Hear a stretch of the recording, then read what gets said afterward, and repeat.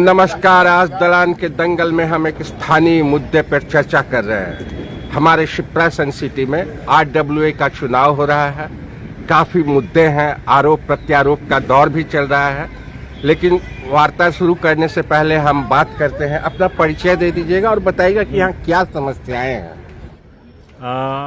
जो भी RWA phase 2 के जो चुनाव 29 मार्च को होने हैं, उस चुनाव में जो भी उम्मीदवार इस इलेक्शन में खड़े हुए हैं, चाहे उड़ान पैनल से हो, पहल पैनल से हो, उन सभी से मेरी विनम्रतापूर्वक विनती है कि चुनाव को पहले जो है शांतिपूर्वक तरीके से लड़े एवं जो शिप्रा सन सिटी फेज़ 2 का जो हमारा एक आशियाना है, हम सब लोग एक फैमिली की तरह यहाँ रहते हैं, उस माहौल को जो है उस माहौल को बनाए रखे। चुनाव में जीतना हारना ये लोकतांत्रिक प्रक्रिया है। कोई चुनाव जीतेगा, कोई चुनाव हारेगा।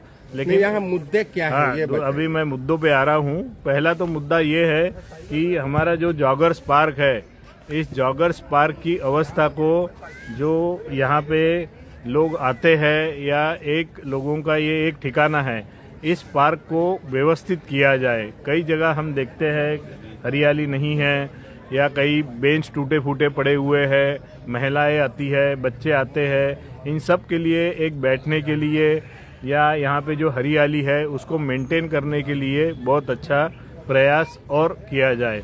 दूसरी अवस्था है कि सिक्योरिटी जो है शिप्रा सन सिटी की, उस सिक्योरिटी को जो है और मजबूत तरीके से कोई अच्छी सुरक्षा एजेंसी हायर करके उसको सुरक्षित किया जाए। क्योंकि यहाँ पर क्या है, सुरक्षा की व्यवस्था जो हम लोग देख रहे हैं पिछले कई सालों से, वो ठीक नहीं है।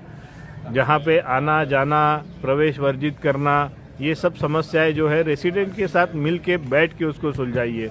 केवल इस चीज़ को लेके RWA में डिसाइड करना बिना रेसिडेंट का ओपिनियन लेके, ये बात ठीक नहीं है।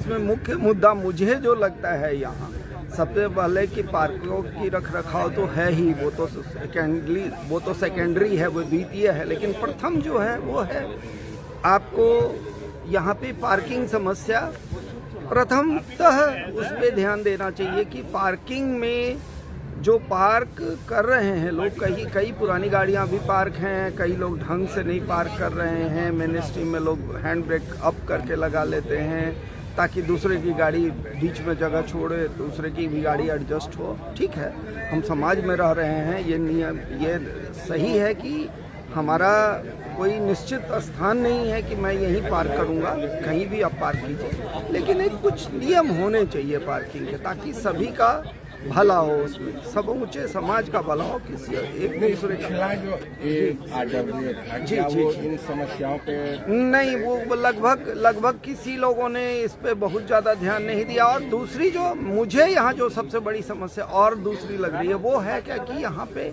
कॉमर्शियलाइजेशन कैंपस का, जब आप आवासीय परिसर बोलते हो, जहाँ आप कहते हो शिप्रा सन सिटी आवासीय परिसर, आवासीय परिसर में कॉमर्शियलाइजेशन इतना मतलब वो कुकुर मुत्ते की तरफ फैला जा रहा है, जो कि बिल्कुल ही गलत है।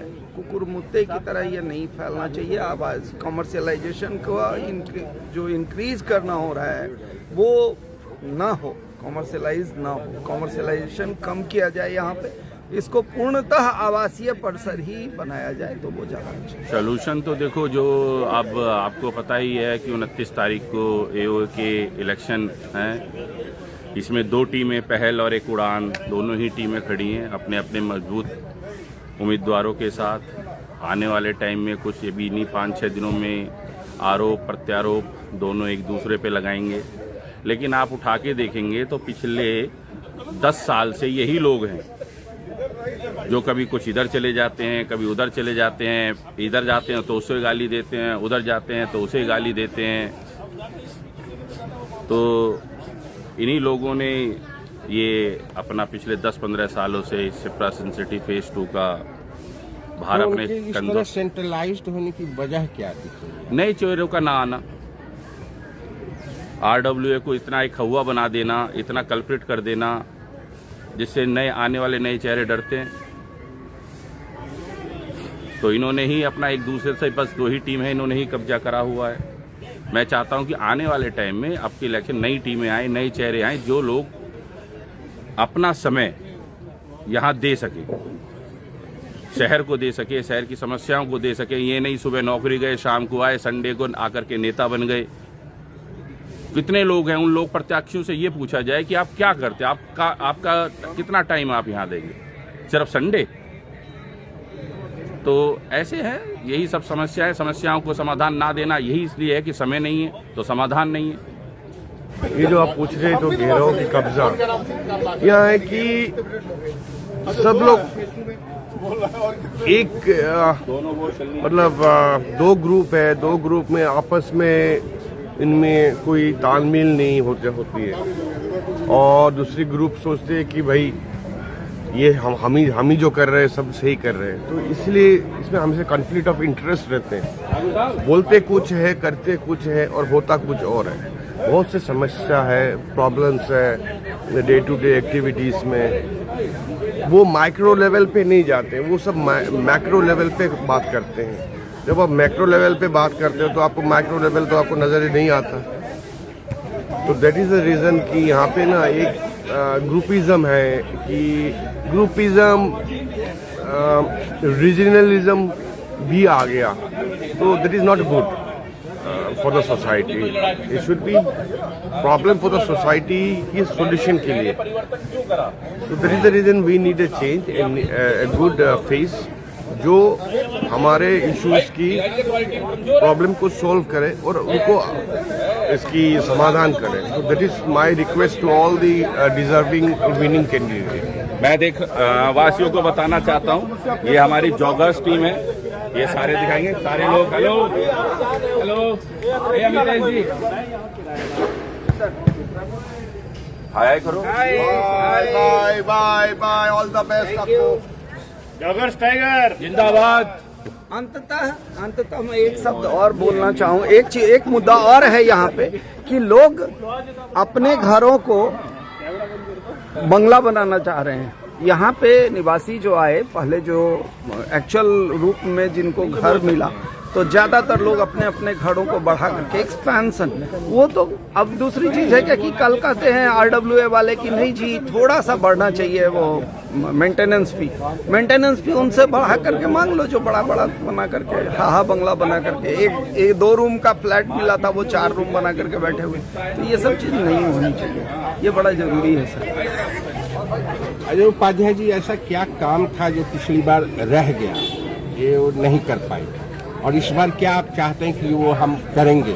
आप रेसिडेंट को क्या बताना चाहते हैं? सर मैं आपको बताना किसमें आप सुधार लाए? मैं आपको बताना चाहता हूँ कि जो 1 साल से पहले जो कार्यकाल था वो पहल टीम का ही कार्यकाल था, कह सकते हैं कि पहले जो 2 आजकल जो टीम है उड़ान और पहल, वो 5-5 के सदस्य थे उसमें, और उनका कार्यकाल चल रहा था।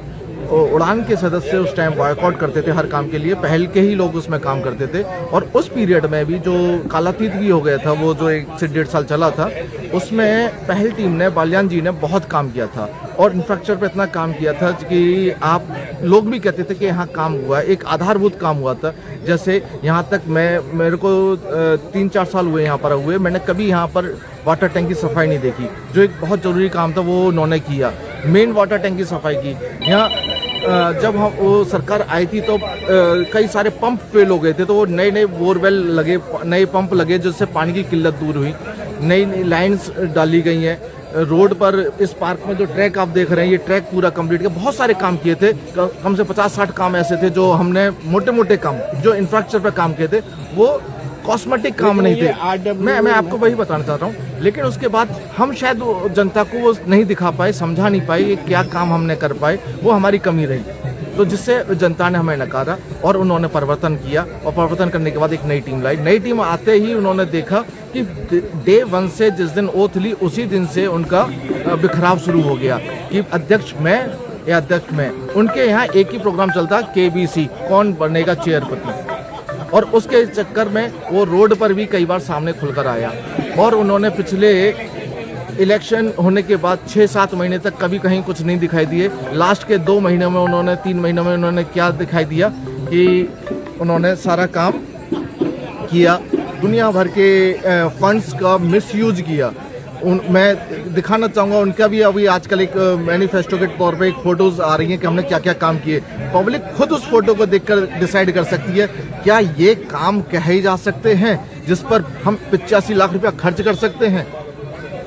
लेकिन उन्होंने जो किया अच्छा किया, हम आगे आने भी अच्छा करेंगे। उन्होंने हर काम जो भी करते थे उसको यू टर्न लेते थे। आप जो पार्क देख रहे हैं यहाँ पर, ये पार्क में ये बैरिकेडिंग की गई थी। आते ही सबसे पहले उन्होंने ये बैरिकेडिंग तोड़ी, उन्होंने देखा था ये तो गलत काम कर दिया, फिर बैरिकेडिंग लगा दी।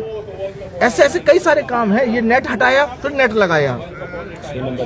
6 नंबर गेट की पार्किंग सिस्टम को पहले ऐसे करेंगे फिर ऐसे करेंगे, यानी कि यू टर्न सरकार हम बोल सकते हैं। उन्होंने पूरे साल हर काम के लिए यू टर्न लिया। उन्होंने एक पहल करी थी कि स्टिकर लगाएंगे, स्टिकर का भी उन्होंने फिर वो नहीं लगा पाए, गाड़ियों पर स्टिकर लगाएं। तो कई सारे मुद्दे ऐसे हैं जो उन्होंने काम शुरू किए लेकिन वो काम कोई भी नहीं कर पाया, अपने अंजाम तक काम को नहीं पहुंचा पाए। मेरा कोशिश देखो, अभी हम लोग आते हैं, बहुत बड़ी सोसाइटी है, 10 लोग काम नहीं कर पाएंगे। मैं चाहूँगा जब तक पब्लिक साथ नहीं आएगी, पब्लिक की एक छोटी छोटी कमेटियाँ नहीं बनेंगी, पब्लिक के लोग जागरूक होकर बाहर हमारे साथ नहीं जुड़ेंगे और वो खुद विलिंगली अब अगर सोसाइटी के काम में साथ नहीं देंगे, इस सोसाइटी का कोई भी विकास नहीं कर पाएगा, कोई भी डेवलपमेंट नहीं कर पाएगा। क्योंकि 2500 फ्लैट्स हैं और 10 लोग उसके लिए काफ़ी नहीं है। छोटे छोटे ग्रुप में सबको सोचना पड़ेगा। आप खुद देखते हो कि किसी भी सोसाइटी में अंदर जाते हैं तो सबसे पहले आपकी गाड़ी की एंट्री हो जाती है, फिर आप गाड़ी के एंट्री से अंदर जाएंगे। आपकी गाड़ी में स्टिकर लगा होगा तो आपकी गाड़ी का बैरियर खुद ब खुद उठ जाएगा और अंदर जाएगा। हमारे यहाँ ऐसा नहीं है। हमारे यहाँ कोई भी आ जाता है। जैसे अभी भाई एक कमर्शियलाइजेशन की बात कर रहे थे, जब सब लोग अंदर आ जा सकते हैं तभी तो कमर्शियलाइज हो रहा है। अगर यहाँ पर रिस्ट्रिक्शन हो जाए, केवल सोसाइटी के लोग आएंगे, तो कमर्शियलाइजेशन भी अपना उतना ही एक लिमिट में रुक जाएगा। सबसे बड़ी समस्या है कि हर कोई एंट्री कर जाता है। ये एक सोसाइटी ना रह के एक आम मोहल्ला या कॉलोनी बन गई है जिसमें कोई भी आ सकता है। यहाँ की जो गलियां हैं वो एक सोसाइटी गलियां ना के एक आम रास्ता बन गई है, कोई भी कहीं भी निकल के आ सकता है। अगर इस पर रिस्ट्रिक्शन हो जाए तो हमारी सोसाइटी बहुत अच्छी हो जाएगी। मगर अब 50% समस्या हमारी खत्म हो जाएंगी। मैं बस इतना ही कहना चाहूँगा, बहुत बातें कहने को बहुत हैं और आप लोगों से फिर दोबारा से विनम्र निवेदन करूँगा, दोबारा पहल टीम को विजयी बनाएं, सबके 10 के 10 मेंबर को लेके आएं और आपके यहाँ काम होगा, आप देखते रहिए। धन्यवाद, जय हिंद। तो ये थी एक छोटी सी बहस RWA इलेक्शन को लेकर के। मुद्दे बहुत हैं, सेफ्टी के, पार्किंग के। इन तमाम मुद्दों के बावजूद एक सबसे बड़ी समस्या ये है कि नए चेहरे चुनाव लड़ने के लिए नहीं आ रहे हैं। इसको लेके कुछ न कुछ करना होगा, नए चेहरों को आना होगा। बहरहाल आप हमारा दलान का दंगल देखते रहिए, सब्सक्राइब कीजिए, कमेंट कीजिए और शेयर भी कीजिए। Thank you. चाहता हूँ कि हालांकि जो कंटेस्टेड है, जो 21 लोग लड़ रहे हैं, मैं ये देख रहा हूँ कि उसमें जो है रिपीटेशन ज़्यादा है। तो हम रेजिडेंट्स ये चाहते हैं कि इसमें नए मेंबर्स भी हैं और उनकी आइडियोलॉजी और उनकी वे ऑफ थिंकिंग जो है वो सोसाइटी के डेवलपमेंट में कंट्रीब्यूशन उनका हो। बट ये मतलब ये लैकिंग है, तो इसको भी एक ध्यान देना चाहिए रेजिडेंट्स को। कुछ रेजिडेंट्स को मतलब आना चाहिए आगे और अपना मतलब इस तरह की चीज़ों में इन्वॉल्व होकर एक पार्टिसिपेशन में आए। इनके एब्सेंस में क्या होता है, पुरानी टीम ही जो है वो कंटिन्यू करती है, जिसकी वजह से वो सेम पैटर्न पे ही सोसाइटी की एक्टिविटीज़ चल रही है। तो मेरा एक कंसर्न ये है। दूसरा कंसर्न ये है कि जो फिनंशियल्स हैं सोसाइटी के, उसमें थोड़ी सी लैकिंग है ट्रांसपेरेंसी की। जैसे बहुत सारी सोसाइटीज़ में क्या होता है कि वो मंथली रिपोर्टिंग जो है वो अपने ब्लॉक के साइट्स पे डिस्प्ले कर देते हैं। यहाँ पे वो लैकिंग है, इनको इन्फॉर्मेशन मिल नहीं पाता है कि हमारा फिनंशियल पोजीशन क्या है सोसाइटी से। तो ये एक सेकंड पॉइंट है जो कि इसको कंसीडर करना चाहिए।